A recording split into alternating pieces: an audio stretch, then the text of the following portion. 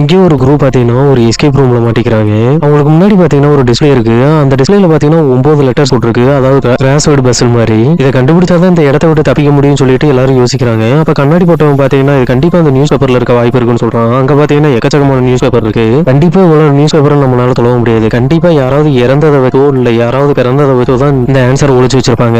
உடனே நம்ம ஹீரோ பார்த்தீங்கன்னா இன்னைக்கு என்னோட பிறந்த நாள் இல்ல, அப்ப கண்டிப்பா 30 வருஷத்துக்கு முன்னாடி உள்ள நியூஸ் பேப்பர்ல இருக்கும். அதாவது நான் பிறந்த தேதி என்னைக்கு அந்த நியூஸ் பேப்பர்ல இருக்கும் அப்படின்னு சொல்லிட்டு ஹீரோ சொல்றான். சரின்னு சொல்லிட்டு இவங்களும் அந்த நியூஸ் பேப்பரை கண்டுபிடிச்சாங்க. அந்த நியூஸ் பேப்பர்ல பாத்தீங்கன்னா ஒரே ஒரு பஸ்ஸல் இருக்கு. அதுல பாத்தீங்கன்னா 9 கட்டம் மட்டும் ஃப்ரீயா இருக்கு. அதுல பாத்தீங்கன்னா நார்சிசிஸ்டிக்னு சொல்லி ஒரே ஒரு க்ளூ மட்டும் கொடுக்குறாங்க. இவங்களும் பாத்தீங்கன்னா மண்டையை போட்டு பிச்சுக்கிறாங்க, என்னடா வரும் அப்படின்னு சொல்லிட்டு. இந்த வேர்டுக்கு அர்த்தம் பாத்தீங்கன்னா தற்பெருமையான ஆளுங்கிறதா அர்த்தம். இவங்களும் இந்த 9 எழுத்துக்குள்ள வர மாதிரி யோசிச்சு பாக்குறாங்க. ஆனா எதுவுமே வரல. அப்போதைக்கு அங்க இருக்க பொண்ணு பாத்தீங்கன்னா ஈகோ மேனியாக்குன்னு சொல்லுது. ஒருவேளை அது கரெக்டா இருக்குன்னு சொல்லிட்டு ஒரு கப்பிள்ஸ் போய் அந்த டிஸ்பிளே முன்னாடி நின்று இவங்க சொல்றதெல்லாம் போட்டுக்கிட்டு இருக்காங்க.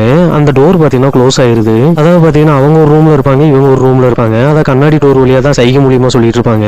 அப்போதைக்கு அந்த பொண்ணு சொல்லுது ஒருவேளை அந்த வேர்டு மிஸ் ஆயிருக்குமோ அப்படின்னு சொல்லிட்டு. அதாவது நார்சிஸ்டிக் நோட்ஸ்னு சொல்லி இருக்கும். இவங்க ஒருவேளை அந்த வேர்டு போடாம இருந்திருக்காங்களோ அப்படின்னு சொல்லி சொல்றாங்க. அதாவது அதுக்கு மீனிங் பாத்தீங்கன்னா ஒரு தற்பெருமவாதியோட புத்தகம் மாதிரி. சரி இவங்களும் பாத்தீங்கன்னா அதுக்கு ரிலேட்டபிளா ஏதாவது வேர்டு கண்டுபிடிக்கணும்னு சொல்லி யோசிச்சு பாக்குறாங்க. அப்போதைக்கு பாத்தீங்கன்னா தீம் சாங்னு சொல்லி சொல்றாங்க. அதாவது பாத்தீங்கன்னா ஒரு மைய கருத்து குறிக்கிறது. சரின்னு சொல்லி பாத்தீங்கன்னா அவங்களும் தீம் சாங்னு போடுறாங்க. 9 வீடு வந்துருது. அதுவும் பாத்தீங்கன்னா கிளிக் ஆகி ஓகே ஆயிருது. இவன் போய் சாவி கொண்டு போய் திறக்கலான்னு போவான். அந்த சாவி பாத்தீங்கன்னா உடஞ்சு போயிடும். உடனே பாத்தீங்கன்னா மறுபடியும் ராங்குன்னு வருது. உடனே இங்க சைட்ல இருந்து பாத்தீங்கன்னா ஒரே புகையா வர ஆரம்பிக்குது.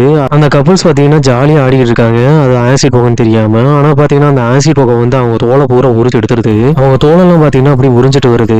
அந்த பொண்ணு பாத்தீங்கன்னா அவங்க கையை பிடிக்கிறாங்க. ஆனா அந்த தோலோட அப்படி உறிஞ்சிட்டு வந்து 2 பேருமே இறந்துடுறாங்க.